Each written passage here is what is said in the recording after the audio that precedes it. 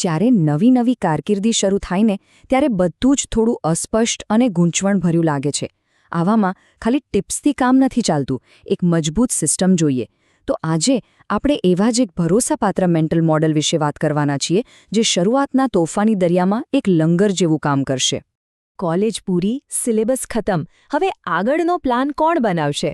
આ એ સવાલ છે જે લગભગ દરેક ગ્રેજ્યુએટને પરેશાન કરતો હોય છે, ખરું ને? જે એકદમ સેટ રસ્તો હતો એ અચાનક જ એક ખુલ્લા મેદાન જેવું લાગવા માંડે છે. તો પછી દિશા ક્યાંથી શોધવી? તો ચાલો આ ખુલ્લા મેદાનમાં સૌથી પહેલો અને સૌથી અગત્યનો પાયો નાખીએ. અને આ પાયો છે એક ખાસ માનસિકતાનો, એક એવો માઇન્ડસેટ શિફ્ટ જે આપણને સ્ટુડન્ટમાંથી પોતાની કારકિર્દીના માલિક બનાવે છે. જુઓ, આ સ્લાઇડ પર જરા ખાસ ધ્યાન આપજો. કોલેજમાં કેવું હતું? આપણે આખી રાત જાગીને મહેનત કરીએ તો પણ એના માર્ક્સ મળતા.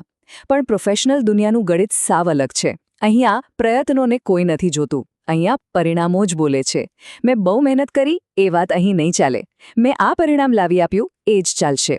આ દેખાવમાં નાનો પણ ખરેખર બહુ મોટો અને શક્તિશાળી બદલાવ છે.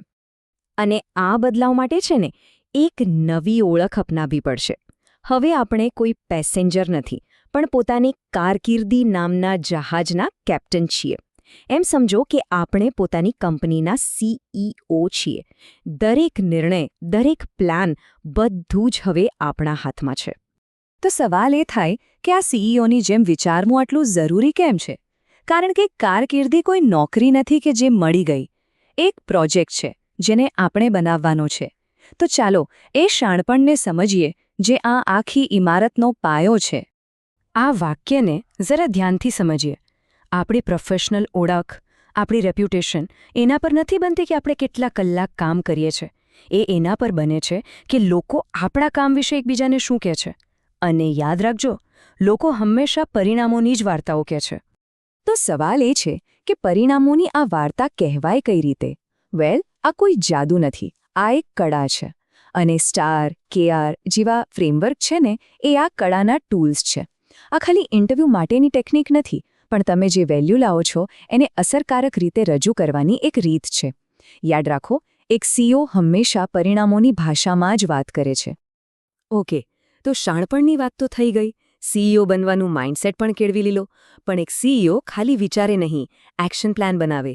તો હવે વાત કરીએ એ પદ્ધતિની જે આ વિચારને હકીકતમાં બદલશે. અને આ છે આપનું strategic planning toolkit, the grow model. Grow એટલે 4 એકદમ સરળ પણ પાવરફુલ સ્ટેપ્સનો રોડમેપ. ગોલ, રિયાલિટી, ઓપ્શન્સ અને વિલ. આ કોઈ ભારેખમ થિયરી નથી, પણ કોઈ પણ પરિસ્થિતિમાં ક્લેરિટી મેળવવા અને આગળ વધવા માટેનું એક પ્રેક્ટિકલ ફ્રેમવર્ક છે. ચાલો એક એક કરીને બધાને સમજીએ. સૌથી પહેલું સ્ટેપ, G એટલે કે ગોલ. મતલબ કે આપણે પહોંચવું છે ક્યાં? આ આપણો નોર્થ સ્ટાર છે. મારે સફળ થવું છે. આ ગોલ નથી, આ તો ખાલી એક ઈચ્છા છે. ગોલ કેવો હોય? મારે આવતા 3 મહિનામાં ડેટા એનાલિસિસની આ સ્કિલ શીખીને એક લાઈવ પ્રોજેક્ટ પર કામ કરવું છે. આ ગોલ છે, એકદમ સ્પષ્ટ, જેને માપી શકાય અને જેની એક ટાઈમલાઈન હોય. સ્ટેપ નંબર 2, R એટલે કે રિયાલિટી. ઓકે, ડેસ્ટિનેશન તો નક્કી થઈ ગયું, પણ અત્યારે આપણી ગાડી છે ક્યાં? આ સ્ટેપ આપણા GPS જેવું કામ કરે છે. અત્યારે આપણી પાસે કઈ સ્કિલ્સ છે, કયા રિસોર્સિસ છે, સામે કયા પડકારો ઊભા છે. અહીં કોઈ ખોટું આશાવાદ કે નિરાશાવાદ નહીં, બસ એકદમ પ્રામાણિકપણે વાસ્તવિકતાનો સ્વીકાર. હવે આવે છે ત્રીજું સ્ટેપ, O એટલે કે ઓપ્શન્સ. હવે આપણને ખબર છે કે ક્યાં જવું છે અને અત્યારે ક્યાં છીએ. તો ત્યાં પહોંચવા માટે કયા કયા રસ્તાઓ છે? આ છે બ્રેઇનસ્ટોર્મિંગનો ફેઝ. કોઈ કોર્સ કરી શકાય, કોઈ મેન્ટરને શોધી શકાય, કોઈ નાનો પ્રોજેક્ટ જાતે જ શરૂ કરી દઈએ. અહીંયા સારો ખરાબનો વિચાર કર્યા વગર મગજમાં આવતા બધા જ વિકલ્પોને એક જગ્યાએ લખી નાખો. અને હવે છેલ્લું અને સૌથી અગત્યનું સ્ટેપ, W એટલે કે વિલ. આનો અર્થ છે હું શું કરીશ.